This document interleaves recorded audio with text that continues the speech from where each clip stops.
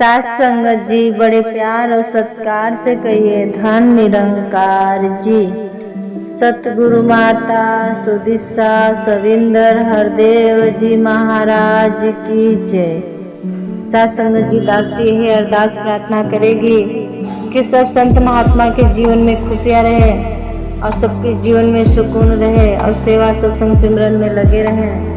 सास संगत जी दासी एक छोटा विचार बताने जा रही है। ये विचार पूरा सुनिएगा।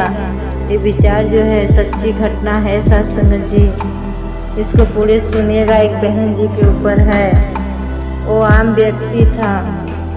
वो अपने गांव में रहा करते थे, गांव में रहते थे सास संगत जी। और उनके गांव में मतलब यूपी बिहार साइड की बात है सास संगत जी। जो गरीब इंसान रहता है, तभी गांव यूपी का तो आपको पता है, अपने उत्तर भारत का, तो कुछ दूर दूर पे घर रहा करता था घर। तो उनके घर की परिस्थिति अच्छी नहीं थी। वो आम व्यक्ति थे।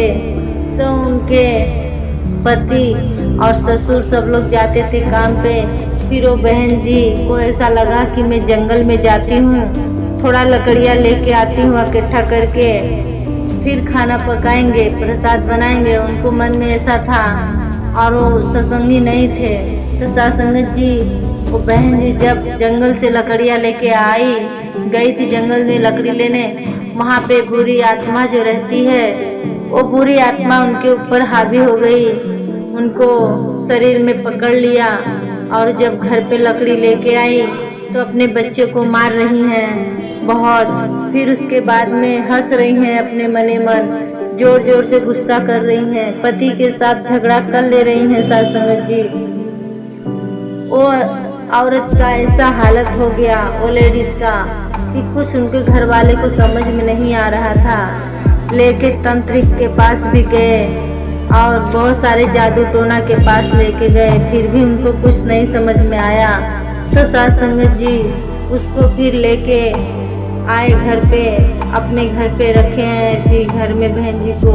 और वो खूब गुस्सा कर रही हैं, झगड़ा कर रही हैं, भांडन कर रही हैं और बच्चे लोग को भी नहीं देखना चाह रही हैं। सास संगत जी जो बुरी आत्मा होती है तो वो तो खुद पे काबू नहीं है, अपने आप को उसको खुद नहीं पता है कि हम क्या कर रहे हैं। वो हवा रूपी होते हैं और वो शरीर रूपी को एकदम हावी हो जाते हैं और उनको समझ में नहीं आता है कि जो मेरा ऐसा हालत है, मैं दूसरे का जिंदगी क्यों बर्बाद करूं।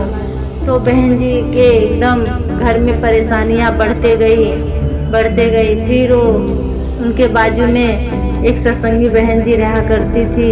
उनके बाजू में घर के एक सत्संगी बहन जी को पता चला कि ऐसा ऐसा हुआ है वो लेडीज के साथ, महिला के साथ।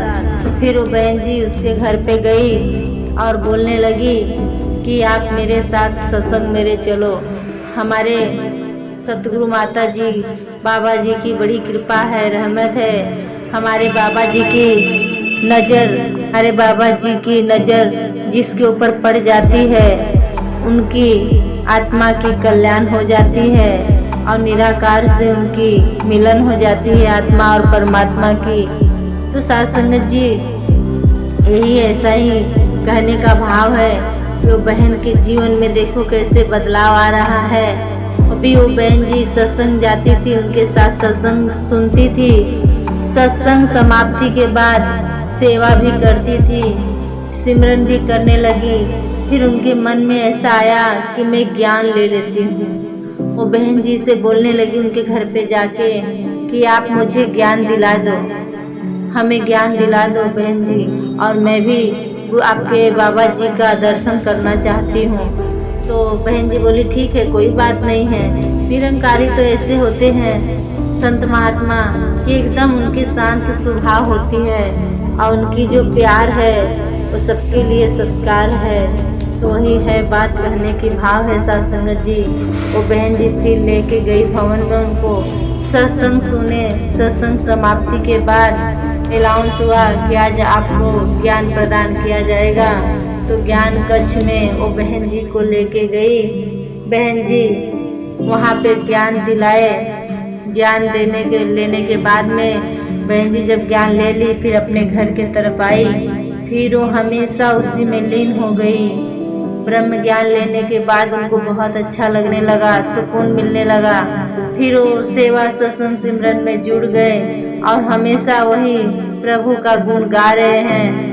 हे मालिक, अगर तुम नहीं मिले होते तो आज हमारे जिंदगी का वारा न्यारा होता, क्या होता कोई भरोसा नहीं है सत्संग जी। क्योंकि वो तो आम इंसान थे, क्या पता उनकी जिंदगी का क्या होता। वो तो हकीकत है कि हमारे गुरु मिल गए तो उनके माथों का रेख बदल गया। तो साथ संगत जी, इस पे भरोसा करना है, अटल रहना है, विश्वास करना है और सुकून खुद को भी लाना है और दूसरे को भी सुकून देना है।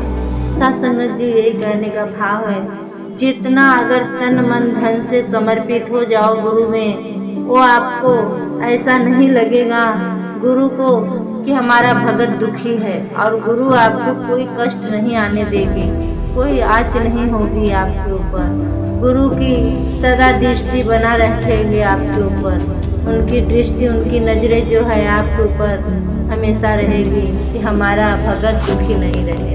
साथ संगत जी, अगर ऐसे ही ध्यान से रहेंगे और एक दूसरे को सुकून देंगे, सुख सुकून में रहेंगे, तो सतगुरु माता जी ने अपना वचन में फरमाते हैं कि ब्रह्म ज्ञानी जो होते हैं वो शीतलता से रहते हैं, कड़वा बात जो कोई बोलता है उसे भी वो अमल कर लेते हैं। तो साथ संगत जी, यही दासी का कहने का भाव है, जो कुछ बोलने में गलतियां हुई रहेगी दासी को बख्श लेना, क्षमा करना, और जाते जाते जैसे जो कुछ निकलना होगा बहन जी के मुंह से वो सब आप क्षमा करना, छोटा बच्चा समझ के दासी को भी। और यही बात है साथ संगत जी, दासी को आशीर्वाद देना, सेवा सत्संग सिमरन में लगे रहे, आपके चरणों से जुड़े रहे। साथ संगत जी, बड़े प्यार और सत्कार से कहिए धन निरंकार।